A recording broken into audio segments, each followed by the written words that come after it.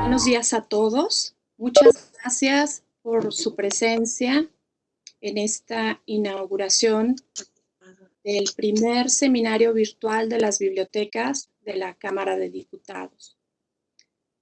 Les comento que nos envían un saludo la diputada Silvia Garza García, presidenta de la Comisión Bicameral del Sistema de Bibliotecas del Congreso de la Unión, así como el licenciado Hugo Cristian Rosas de León, secretario de Servicios Parlamentarios.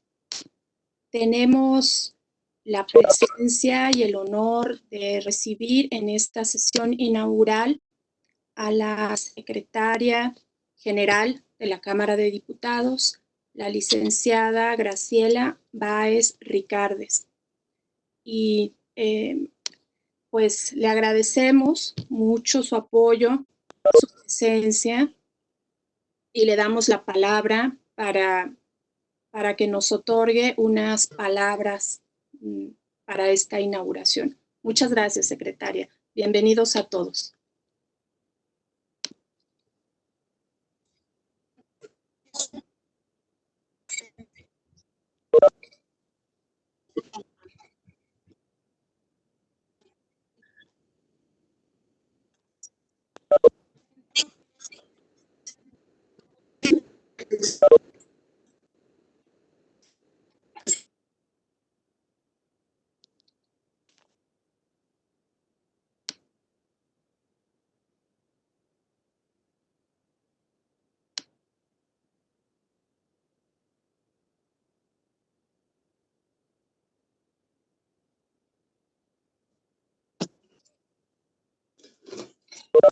Tenemos un problema con la conexión.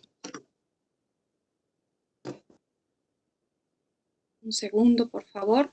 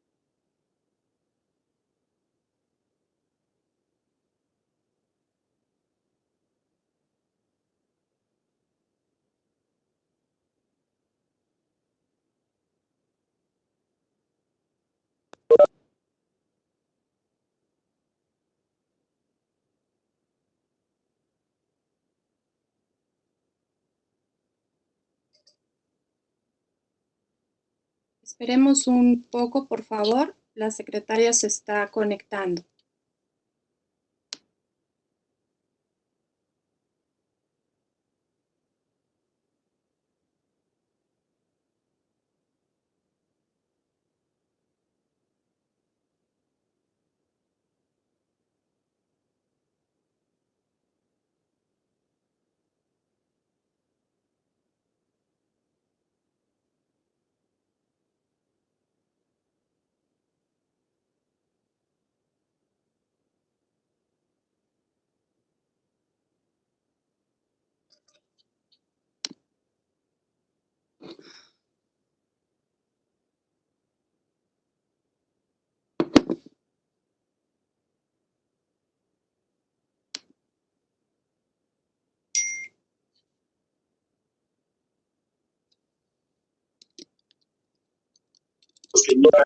Que los días pueden morir, algunos dicen que 7, otros dicen que 10.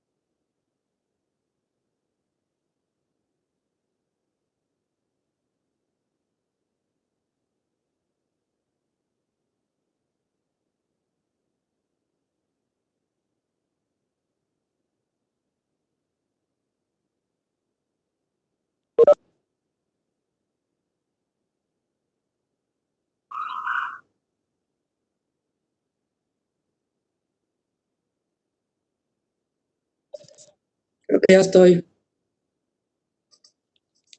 Bienvenida, secretaria. Muchas gracias por acompañarnos. Hola, buenos días a todos. ¿Sí me escuchan? Sí, la escucho. Okay. Es que me conecté, pero me sacó a veces la conexión a internet, hace estas cosas. Pues bueno, no los quiero retrasar más. Primero que nada quiero felicitar a María por esta iniciativa. Me da mucho gusto que sigamos adelante con actividades que propone María, bueno, en colaboración con algunas otras personas de la Cámara, como es el caso de Ismael Carballo. Me parece que es excelente oportunidad para ocuparnos de temas como son las cuestiones que va a abordar el seminario. Y pues nada, adelante, felicidades. Creo que tenemos que aprovechar el tiempo y me da gusto que estén aquí, todos conectados, y espero pues pronto volvernos a ver en la cámara. Muchas gracias, secretaria, por su apoyo. Al contrario, gracias a ustedes por la iniciativa y que esperemos que tenga mucho éxito, mucha gente se una a estas reuniones virtuales y pueda aprender de todo lo que van a estar aquí discutiendo.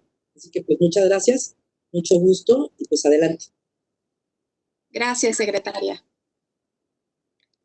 Y muchas gracias a todos nuestros participantes. Reiteramos el saludo de nuestras autoridades y les damos la más cordial bienvenida. Doy la palabra al maestro Robert Endín, quien va a moderar esta sesión, y les recuerdo que esta primera reunión del seminario virtual de las bibliotecas de la Cámara está siendo transmitida en vivo. Les recordaremos todos los detalles acerca de la participación, que será por escrito, y esta transmisión en vivo se llevará a cabo por medio de la página de Facebook de la Biblioteca Legislativa. Muchas gracias a todos, bienvenidos, y que esta reunión, que este inicio sea un semillero para el pensamiento, la reflexión y el enriquecimiento de todos nosotros a la luz de nuestros grandes acervos de las bibliotecas y el archivo de la Cámara de Diputados. Gracias. ¿Qué tal? Muy buenos días, bienvenidas y bienvenidos a este primer seminario virtual de las bibliotecas de la Cámara de Diputados. Es un honor estar aquí con todos ustedes y sobre todo le agradecemos mucho a nuestra secretaria general, la licenciada Baez Ricardes, que nos acompañe. El día de hoy vamos a empezar con el tema de la filosofía de la felicidad, que nos va a impartir durante 4 semanas el maestro Ismael Carballo Robledo. El maestro Ismael Carballo Robledo es analista y docente con más de 15 años de experiencia, tanto en ámbitos federal, local, en diversos puestos que ha ocupado. Él se ha desempeñado en áreas de planeación estratégica y análisis político, económico, ideológico y filosófico. Ha sido profesor de filosofía, filosofía política, filosofía de la ciencia, filosofía del Estado y también como docente de historia universal en diversas universidades.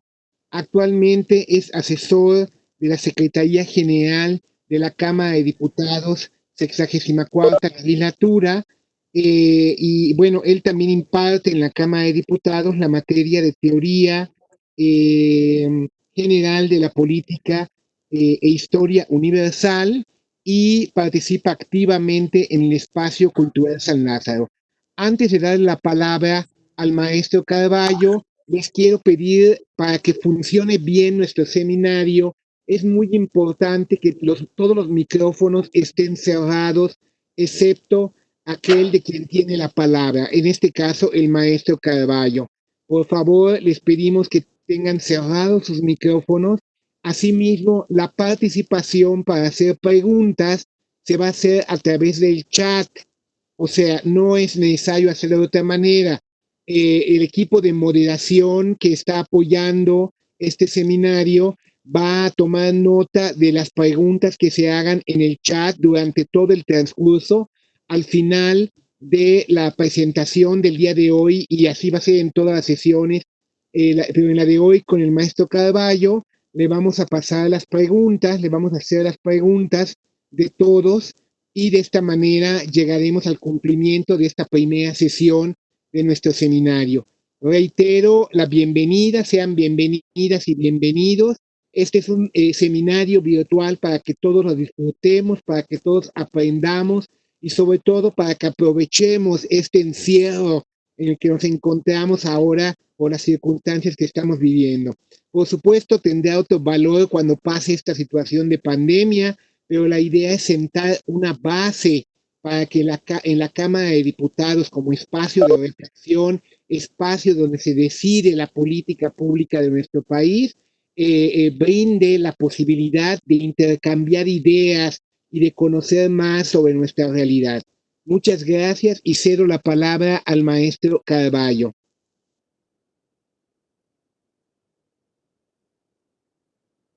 Bien, buenos días. Espero que se me escuche bien. Creo que había algunos problemas de audio, pero bueno, espero que me escuchen todos bien y que me vean bien. Antes que todo, quiero agradecer a la Secretaria General de la Cámara, la maestra Graciela Vázquez Cartes, por sus palabras. ¿Tienen activado todos ellos? ¿Tú te ves así, con una vez?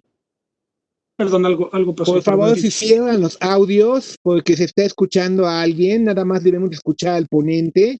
Muchas gracias. Ya, maestro Carballo, por favor. Correcto. Resumiendo, gracias a la Secretaria General de la Cámara por sus palabras de inauguración y el respaldo que nos ha dado a todos desde el día 1 que nos embarcamos en este proyecto tan importante, que es la legislatura 64 de la Cámara de Diputados. Y también quiero agradecer y felicitar muy sentidamente a la doctora María Vázquez, que ha cumplido una labor verdaderamente extraordinaria, coordinando todas las labores que nosotros venimos realizando en el contexto del Espacio Cultural San Lázaro y la Biblioteca Legislativa en general, y que prácticamente ha hecho que hagamos de la necesidad virtud, como se suele decir, porque pues ante un poco el pasmo en el que todos nos vimos, nos quedamos sometidos a un pasmo de actividades, muchos no sabíamos qué hacer, etcétera, pues la doctora tomó la iniciativa de empezar a articular cosas a través de las redes sociales y de las posibilidades que nos da la tecnología, y la verdad hemos logrado pavimentar ya una plataforma nueva que desde luego yo creo que pues ya llegó para quedarse, y en la nueva normalidad, que espero que esté cada vez más cerca de nosotros, pues seguramente esta plataforma digital tendrá que continuar, y ya digo, ¿no? Pues ha hecho de la necesidad virtud, y le extiendo un muy cariñoso y sentido reconocimiento por este liderazgo que ha tenido, y que ahora se desdobla en este proyecto de seminario también, ¿verdad? Hemos estado haciendo cápsulas culturales, etcétera, lecturas de poesía, etcétera, y ahora estamos con este seminario, yo creo que detonado también por muchas cuestiones que tratamos en las cápsulas, y bueno, me parece formidable la iniciativa, y reitero la felicitación. Nos estamos convirtiendo todos en youtubers, ¿verdad? Sin querer queriendo, así que pues a ver después a dónde llegamos cada uno de nosotros. En fin, bueno, pues precisamente ante la solicitud de la doctora, me pidió que pensara, es un seminario de tema libre, vamos a decirlo así. Entonces, en las cápsulas he abordado muchas cuestiones, sobre todo las vinculadas con el arte, la cultura y las humanidades, vamos a decirlo así, siempre analizadas desde una perspectiva filosófica, eso sí. Esto también desde que inicié mi labor al lado de la Secretaria General, pues hemos conversado sobre la necesidad de vincular la actividad política, la actividad legislativa y la actividad de la deliberación pública, que el Congreso pues, es el espacio por excelencia del diálogo y la deliberación pública, y la disputa también, ¿verdad? Dicho sea todo, es decir, ahí es donde la pluralidad de posiciones de una sociedad determinada encuentra su expresión máxima, ¿verdad?, de confrontación, a través del diálogo, desde luego. Entonces, con la secretaria, pues siempre dispusimos un criterio general desde el cual fuera posible vincular a la política con la reflexión filosófica, porque dentro de la tradición nuestra, la tradición greco-helenística y platónica, fundamentalmente, pues la política prácticamente está vinculada de manera orgánica con la filosofía, y toda crisis política en realidad es una crisis de la filosofía. Esa sería una primera consideración. Entonces, en fin, yo todas las cápsulas que he realizado las hago desde esa escala, desde la escala filosófica, y entonces pensando en un tema, consciente del riesgo de que me podía poner la soga al cuello yo solito, pues pensé en este tema, ¿verdad? En este tema de la felicidad. La filosofía de la felicidad, digo que me pongo la soga al cuello porque esto puede generar al instante expectativas equivocadas. La principal de las cuales es pensar que yo voy a dar una fórmula para la felicidad. Aviso de entrada que no lo voy a hacer, ni mucho menos. Esa es la cuestión. Es decir, aquí esto no es un curso para ser felices. Dicho así, pero soy consciente de que a lo mejor se generó esa expectativa, ¿verdad? Pero pues ocurre que conforme vaya yo desarrollando las sesiones, ocurre que quizá no se sepa, pero la idea de felicidad pues es una de las ideas medulares de la tradición filosófica en la que estamos, ¿verdad? Que es la tradición greco-helenística, desde Aristóteles hasta Gustavo Bueno, pasando por quienes ustedes quieran, por Santo Tomás, Spinoza, Kant, Schopenhauer, Nietzsche, desde luego, a su manera, Bertrand Russell, etc. Es decir, está en el centro de la problemática de lo que se conoce como la filosofía moral. Entonces, claro, pues podríamos bien decir que la felicidad es una de las ideas, creo que les compartieron el programa, no sé si lo tengan ahí a la mano, pero bueno, en fin, es una introducción muy breve, ¿no? Entonces yo lo que planteo es que quizá seamos capaces de llegar a un consenso general a la luz del cual pues todos podríamos estar de acuerdo, salvo su mejor opinión, estar de acuerdo en el hecho de que la felicidad es la máxima aspiración humana, ¿no? Esa es un poco la evidencia de partida. No estoy forzando las cosas, ¿verdad? Es decir, pareciera, ¿no? Todos podríamos estar de acuerdo en el hecho de que la felicidad es la máxima aspiración humana. El problema es definirla. Ese es el asunto. Es decir, si estamos de acuerdo todos en que la felicidad es la máxima aspiración humana, el problema sería definirla. Y entonces ahí aparece la dispersión, la proliferación, la confusión y las ideologías. La ideología aquí cumple un aspecto fundamental, porque a lo mejor uno sale a la calle, podemos hacer el ejercicio, bueno, ahorita no podemos salir, ¿verdad? O bueno, sí, a lo mejor en aquellos momentos en que somos capaces de salir yendo al súper, lo que sea, a lo mejor diremos, bueno, por fin tengo un poco de felicidad ahora que logré salir, etc. Sí, pero lo que quiero decir es que si ustedes le preguntan a cualquier persona, oye, ¿tú quieres ser feliz? Pues yo creo que es muy difícil que alguien le responda que no. Y entonces, claro, ya les digo, el consenso es general, pero cuando el consenso es general, ahí aparece el problema, ¿no? Porque pareciera que hay una unicidad, ¿verdad? Una univocidad en torno de un tema cuando en realidad no lo existe. Otra idea tan importante como felicidad puede ser la idea de libertad. A lo mejor ustedes le preguntan a alguien si quieren ser libres, y a lo mejor todos al instante te responden, claro, pues ni modo que no, ¿verdad? Claro que quiero ser libre. El asunto es definir la libertad, ¿sí? Y entonces, si se dan cuenta, estoy aquí de alguna manera remitiéndome a la metodología socrática. Sócrates lo que hace, ¿no? Que está, según queda expuesto en los diálogos hechos por Platón, pues es ir por la calle preguntando cosas comunes y corrientes, ¿eh? Ese es el asunto. Es que luego se piensa que la filosofía, que este es un problema producido muchas veces por los profesores de filosofía, etcétera, o los intelectuales, ¿verdad?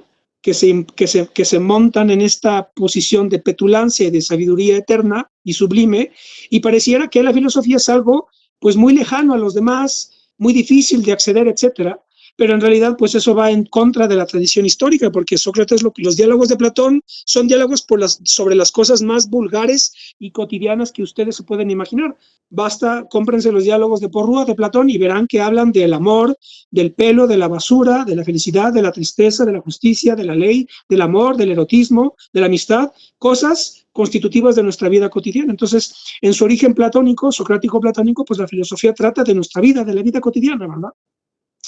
Entonces, claro, pues ya les digo, entonces la felicidad está en el centro, es el tema central, es el pivote de la ética Nicómaco de Aristóteles, un libro que desde ya les recomiendo que lo tengan cerca, porque es un libro hermoso, que nos habla al oído, aunque está escrito por ahí del siglo IV antes de nuestra era, es decir, hace, ¿qué será?, 25 siglos, 24 siglos, es decir, 2500 años aproximadamente, pero tú lo lees y te está hablando aquí al lado, ¿verdad? Tienes al lado a Aristóteles dándote consejos sobre la vida cotidiana, sobre las virtudes, la amistad, el término medio, evitar los extremos, la desmesura, la valentía, el temor, la temeridad, la cobardía, etc. La amistad, desde luego. Entonces, claro, bueno, en fin, ya les digo, esta idea que es evidente que todos la tenemos, ¿verdad?, al alcance, todos queremos ser felices. El problema es que la felicidad se dice de muchas maneras, como solía decir también Aristóteles. Entonces, hay que lograr sistematizar, no hay una sola idea de felicidad. Entonces, el propósito de este cursillo, o de curso breve, cursillo es como se les decía antes a los cursos breves, ¿verdad? Cursillo. Yo recuerdo que José Gauss ahí, en su correspondencia con Alfonso Reyes, le hacía un esquema para que le pagaran en el contexto de la Casa de España y luego Colegio de México, pues le hacía ahí la lista de todas sus actividades para que le pagaran, ¿verdad? Y entonces ponía seminarios, cátedras, cursillos. Y entonces el cursillo, pues es un curso breve. Entonces, bueno, este cursillo consta de 4 sesiones, que como podrán ver si tienen a la mano el programa, consta de 4 temas que yo voy a abordar. En esta primera sesión yo abordaré lo que llamamos una introducción general, desde luego, como siempre, y luego nos centraremos en lo que yo he querido denominar diagnóstico de nuestro tiempo. Diagnóstico es un término que proviene del contexto médico. El diagnóstico tiene que ver con una enfermedad. Entonces, en fin, no me quiero poner aquí pesimista ni nada, ni decir que somos una sociedad enferma ni nada, pero bueno, en fin, quiero decir, el diagnóstico de nuestro tiempo es como detectar, recoger, hacer un balance, clasificar, pues las principales contradicciones, los principales problemas, las principales cuestiones problemáticas que definen la época en la que estamos, en el entendido de que toda época tiene sus problemas y sus enfermedades, para decirlo de esta manera, ¿verdad? Entonces, bueno, en fin, me voy a dedicar a esta sesión a hacer un diagnóstico de nuestro tiempo, es decir, situar México en el 2020. ¿Qué significa vivir en México en el 2020? Eso no se responde fácilmente, ¿eh? Para esto se requiere una escala histórica, que es lo que voy a desarrollar ahora. La siguiente sesión la dedicaré a un tema cardinal, ¿no?, ya cerrando el foco problemático, que es el tema del sentido de la vida, a que vean en las que me voy a meter yo, ¿verdad? El sentido de la vida, tema tremendo, ¿verdad? Que también adelanto que yo no voy a darles una fórmula para encontrar el sentido de la vida, ¿no? Y eso es lo que hace, pues, la charlatanería al uso. Los lectores de la lectura de, pues perdón, lo voy a decir en buena lid, pero pues yo qué sé, la lectura de cartas, todas estas cosas, ¿verdad? O el coaching también, ¿no? Es como, bueno, sí, yo te voy a enseñar a darte la fórmula para que encuentres sentido de la vida. Bueno, sí, pero ¿cuáles son los fundamentos de esos consejos, etcétera? Bueno, en fin. Entonces, la segunda sesión es sobre el sentido de la vida, el problema del sentido de la vida, y luego la sesión 3 y 4 sería el intento de sistematizar las ideas de felicidad según la obra de Gustavo Bueno, que se llama precisamente El mito de la felicidad. Entonces, la sesión 3 es Filosofía de la felicidad 1, una primera parte, y la cuarta sesión, Filosofía de la felicidad 2, la segunda parte. Bien, más o menos así, esto es lo que vamos a dedicar. Las próximas, más o menos serán 1 hora y media de exposición, más o menos. En general serán 4 sesiones de 2 horas máximo. Entonces, un total de 8 horas. Más o menos así va a desarrollarse este seminario. Rápidamente, decir por qué filosofía, rápidamente. No me voy a extender demasiado, pero yo creo que aquí lo importante es señalar que el tratamiento que voy a hacer de esta cuestión no es científica. Ese es el asunto. Es decir, si mi perspectiva es filosófica, es fundamentalmente porque no es científica, lo que no significa que yo desconozca las verdades que la ciencia o que los saberes científicos nos ofrecen. Eso no lo niego, ni mucho menos. Es decir, el suelo sobre el cual la reflexión filosófica tiene lugar es el suelo de la realidad roturada y clasificada por los saberes científicos. Es decir, ya no podemos, es decir, la diferencia entre el mundo de Aristóteles o Platón o el de Santo Tomás o el de Netzahualcóyotl y el nuestro, ¿sí? Esa diferencia fundamental tiene que ver con el hecho de que nuestro tiempo, nuestro presente se distingue del presente de Netzahualcóyotl de Santo Tomás o el de Aristóteles, en el hecho de que nuestro mundo está controlado prácticamente de manera absoluta por las ciencias y las tecnologías. Esa es la cuestión. Es decir, el hombre hoy tiene un control prácticamente total de la realidad del mundo a través de la tecnología y las ciencias. Y Aristóteles o Nezahualcóyotl no tenían ese control, ¿sí? Entonces, cualquier reflexión filosófica tiene que ser puesta al día, ¿correcto? Entonces, claro, la filosofía en la actualidad no puede más que partir del suelo, del piso, que está organizado en función de la ciencia y la tecnología. Lo que estamos haciendo ahora, un seminario a distancia a través de una herramienta tecnológica, utilizando el laptop o el celular, que es mi caso, nos lo muestra. Es decir, nuestra vida cotidiana está ya incrustada en una estructura científico-tecnológica respecto de la cual ya no hay marcha atrás. Ya no hay marcha atrás, ¿verdad? Esa es la cuestión. Entonces aquí, pues no, una cosa es el escepticismo que puede existir, el escepticismo antiguo de la tradición escéptica del periodo helenístico posterior a Aristóteles, es decir, poner en duda las evidencias de la realidad. Esa es una cosa en el tiempo de la antigüedad clásica, pero hoy yo no puedo poner en duda las evidencias de la realidad que está ya dada en función de la tecnología y la ciencia, porque son evidencias con las que yo mismo opero, ¿verdad? Operamos a través del celular, de los motores de combustión interna, etc. Entonces, nuestro presente está incrustado en una estructura científico-tecnológica respecto de la cual ya no se puede poner en duda, ¿no? No cabe el escepticismo. No es lo mismo el escepticismo de Descartes, ¿verdad?, que el escepticismo que podríamos tener hoy. Bien. Entonces, rápidamente, ¿qué es la filosofía? Y esto lo explico para decir por qué mi cursillo se llama Filosofía de la Felicidad. La filosofía la voy a llamar así, es una disposición estratégica del entendimiento. Esto es muy importante, ¿eh? Es decir, no se trata de que el filósofo sea el que tiene una licenciatura en filosofía y que necesariamente pasó por un curso en una facultad de filosofía y que cursó historia de la filosofía, etcétera. Y una vez habiendo concluido ese plan docente, entonces ya es filósofo. No vamos a negar que eso es un recorrido universitario consolidado, totalmente legítimo, etcétera, ¿no? Se entiende lo que digo, ¿verdad? Pero la filosofía no es necesariamente eso. La filosofía es una disposición estratégica del entendimiento. Es una perspectiva, la filosofía es una perspectiva para aproximarnos a la realidad. Esa es la cuestión. Gustavo Bueno dice que es un saber de segundo grado. Segundo grado significa que la filosofía viene después de los saberes de primer grado. ¿Cuáles son los saberes de primer grado? Pues los saberes prácticos, tecnológicos, morales, políticos, religiosos, militares, económicos, productivos, culturales, en los que la realidad se nos ofrece, según el colado de los siglos y el colado de los años, etc. Es decir, la realidad de primer grado es la realidad en la que todos nos movemos, la realidad cotidiana, ¿sí?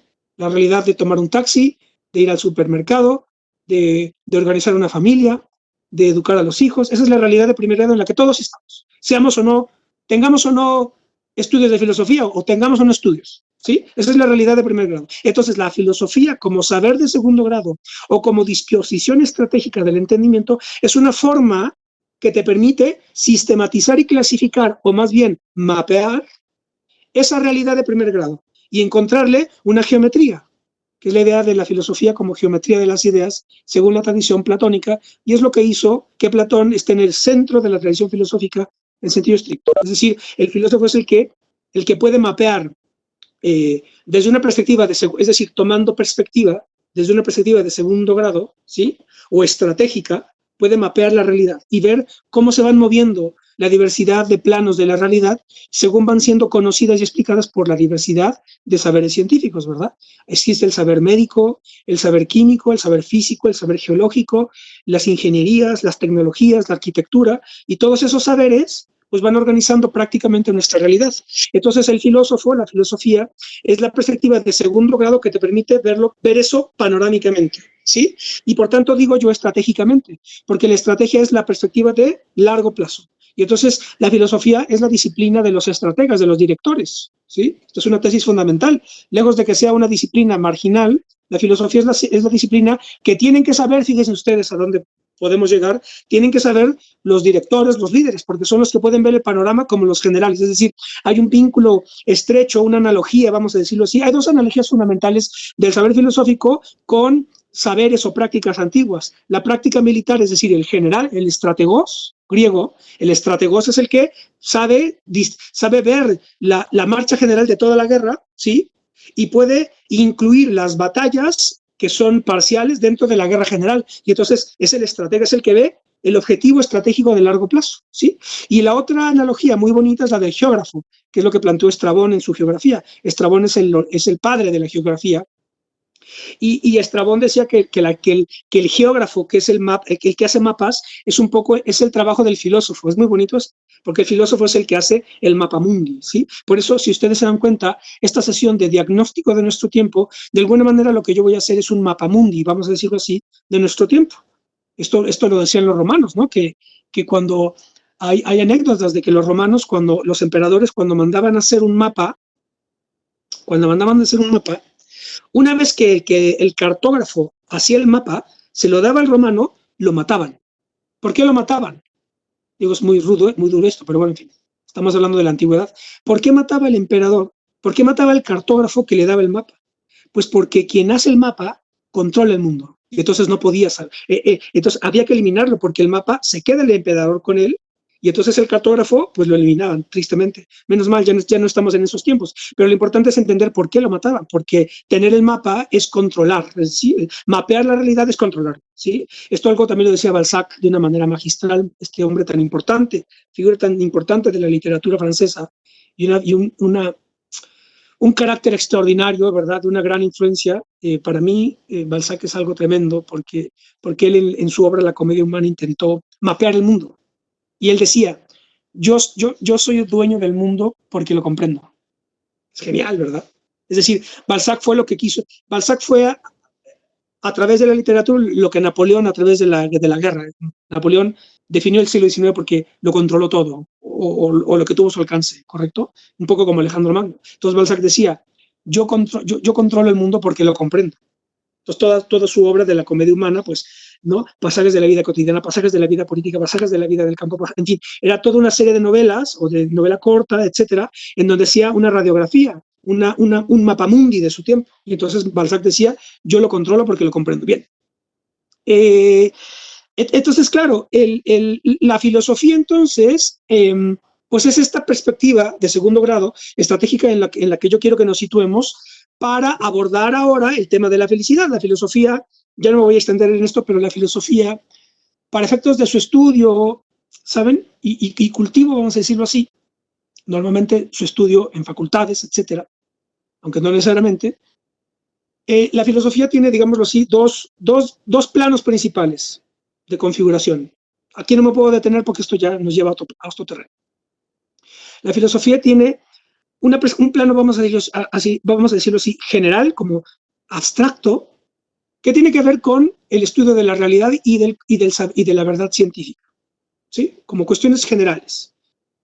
Esto, el término adecuado es, la realidad es la ontología y la verdad científica es la nociología. Eso es la filosofía en el plano general. Y la filosofía en el plano especial es la filosofía que está centrada en temas particulares. Filosofía política, filosofía del derecho, filosofía del Estado, filosofía de la música, filosofía de la ciencia, filosofía de la felicidad.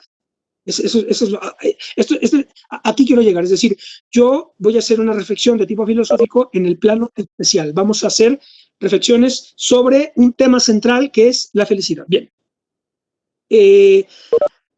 Un poco como introducción. ¿Cuál sería la cuestión, no? El pivote de todo esto que yo voy a decir, ¿no? Aquí está el acorde fundamental de todo el cursillo, ¿sí?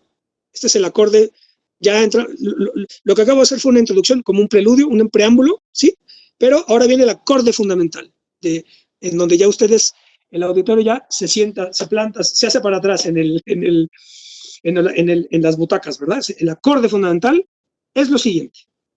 Lo que yo llamaría la cuestión de la felicidad. ¿Cuál es la cuestión de la felicidad? ¿Cuál es el núcleo de la cuestión de la felicidad? Pues conectar a la felicidad con dos cosas. El sentido de la vida, ¿sí? Y el lugar que ocupa el sentido de la vida del hombre, porque claro, pues hay vida animal, hay vida vegetal y la vida humana, ¿correcto? Primera delimitación, ¿sí? Porque claro, dice, la felicidad de las plantas, ¿cómo le hacemos ahí?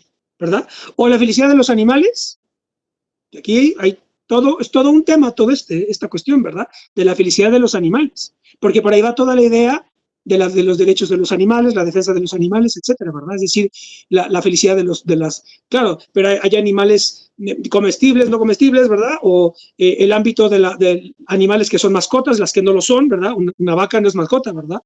Un gato sí. Entonces, las vacas tienen que ser felices. ¿Tiene sentido la felicidad en la vida animal? Sí o no, etcétera. En fin, ahí nos podemos seguir, ¿verdad?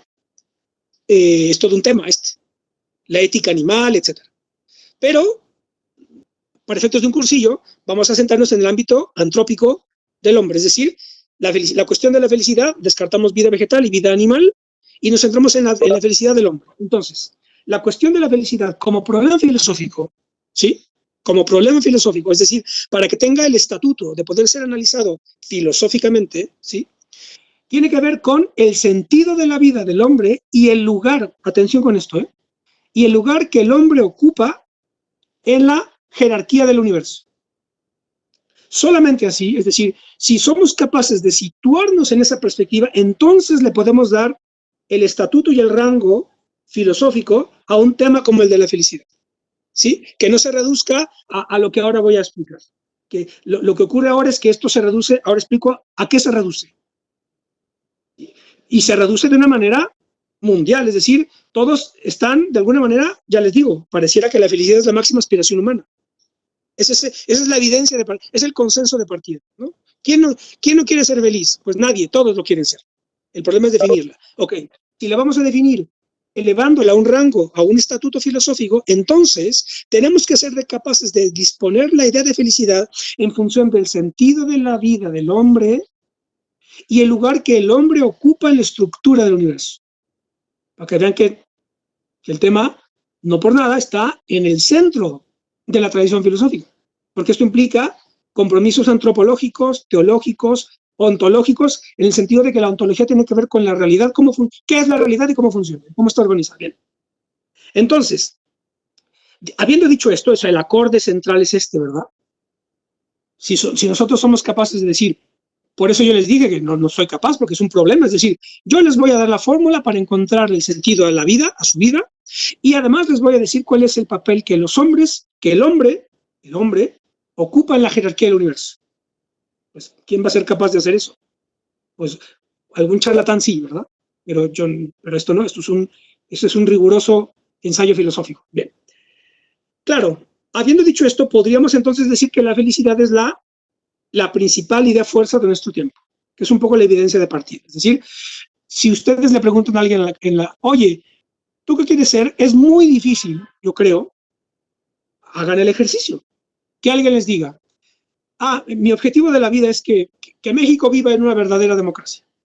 O que México se cumpla el crecimiento económico. O que México, yo qué sé, los presos políticos salgan de la cárcel. No, yo creo que la gente te va a decir, ¿qué es lo que tú quieres en la vida? Ser feliz. Estoy casi seguro. A lo mejor alguien, pues un poco ya en otro plano, a lo mejor te dice, sí, claro, me interesa que el país prospere. Pero en realidad, cuando alguien le dice, ¿tú qué es lo que quieres? Yo lo que quiero es ser feliz. Entonces podríamos decir que la felicidad es la idea fuerza de nuestro tiempo. Bien, habiendo dicho esto, quiero plantearles algunas cuestiones en función de esta cuestión, de esta consideración de que la felicidad es la ideología, es la idea fuerza, es la principal ideología de nuestro tiempo, la principal. Pregunta, si la felicidad, primera pregunta histórico-filosófica, si la felicidad hoy es la principal idea fuerza, lo fue en la Edad Media, lo fue en la Antigüedad y más aún, lo fue en la prehistoria, es decir, el hombre de Cro-Magnon, por ejemplo, el hombre de Cro-Magnon o el de Neandertal, en la cadena evolutiva en la que estamos, ¿tenía también como principal aspiración humana la felicidad?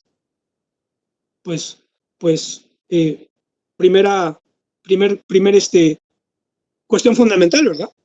Yo lo dudo. Dudo mucho que el hombre de Neandertal haya deseado ser feliz tal como hoy cualquiera de nosotros puede responder, sí, claro, yo quiero ser feliz. Entonces ahí ya estamos en algo, estamos ante la imposibilidad de decir que esto ha sido eterno, ¿verdad? Es decir, la felicidad es la máxima aspiración humana desde la prehistoria a la historia, ¿verdad? Y lo será siempre. ¿Quién sabe? Eso no necesariamente. No necesariamente. Habría que verlo, ¿sí? Entonces, dos evidencias de cómo está manifestada hoy la felicidad como una idea fuerza, como la principal ideología de nuestro tiempo.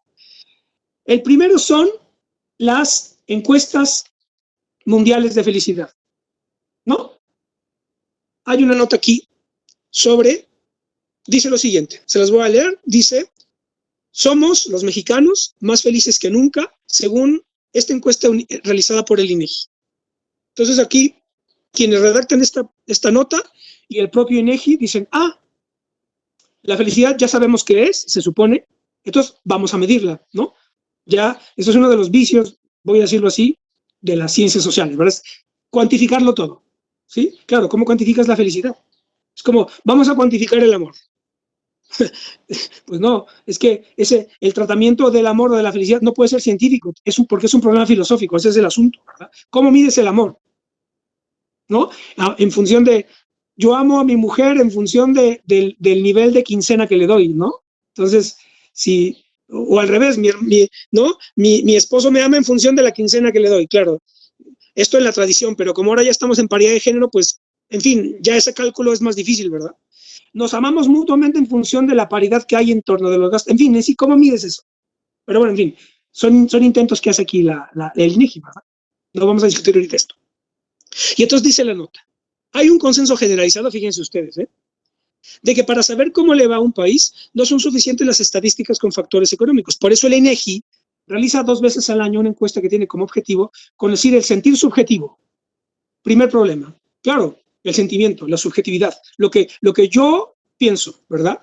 Ese es un tema también tremendo que aquí no puedo extenderme en analizar porque tiene implicaciones de tipo precisamente filosófico. Esta idea del subjetivismo, mis derechos, derecho a creer lo que yo quiera y que nadie me critique, ¿verdad? Y derecho a mi opinión, la subjetividad del yo, etcétera. En fin, esto no les quiero decir hasta dónde podemos llegar con este análisis es el idealismo, pero bueno, en fin, no puedo detenerme en esto.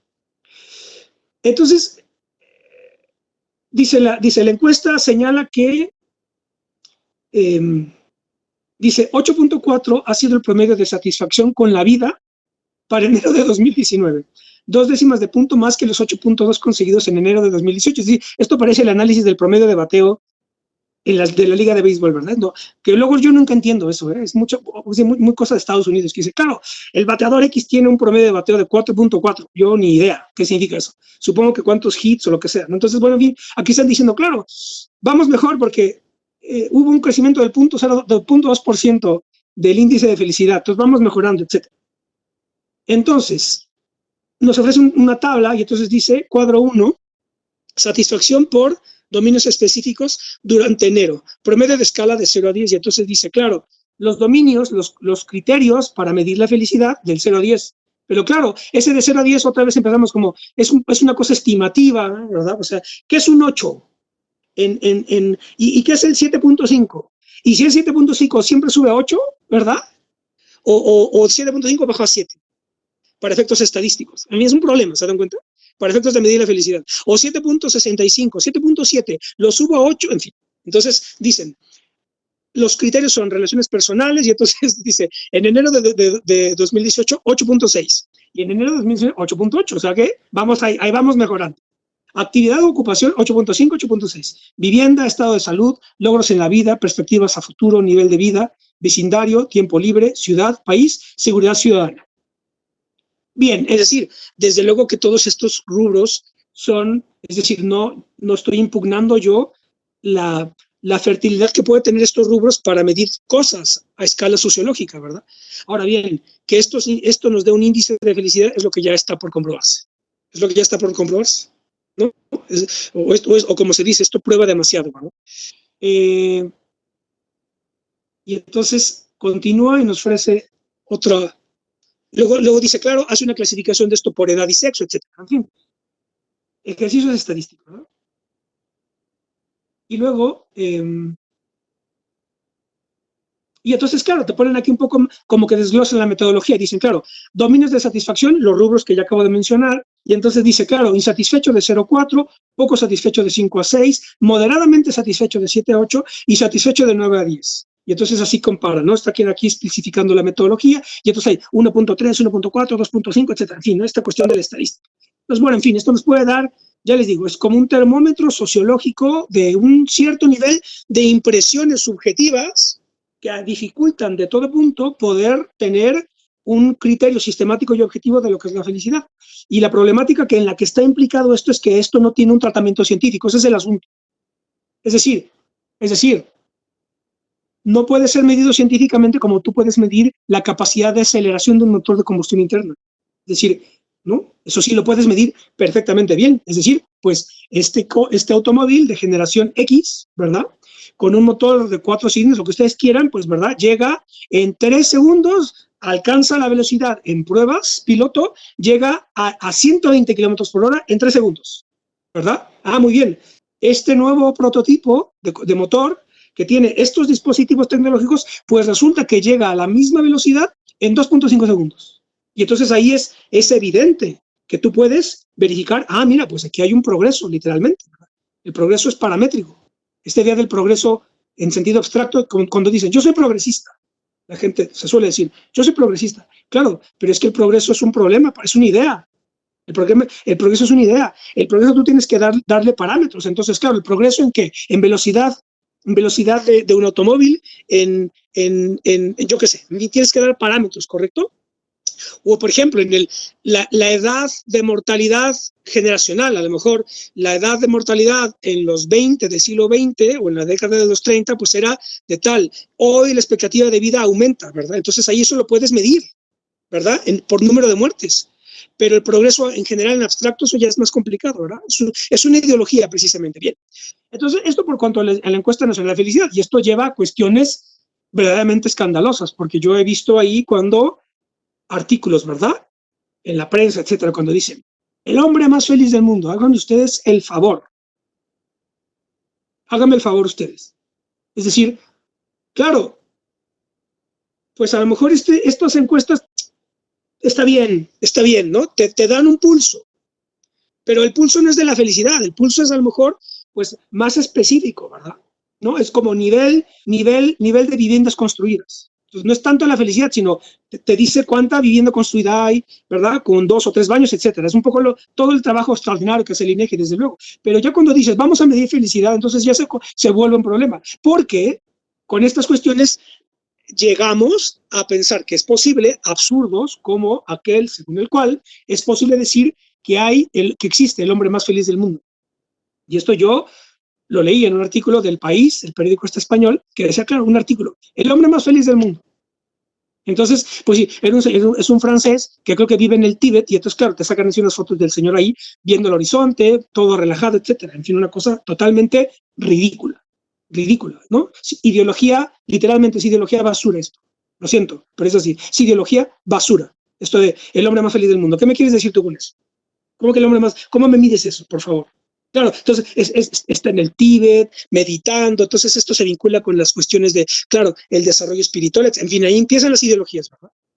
Y entonces, bien, volvemos a la pregunta. Este hombre más feliz del mundo, ¿podríamos traspolar eso a la edad de al hombre de Cromañón, ¿verdad? ¿Y sería lo mismo? ¿Es posible hacer ese cálculo, etcétera?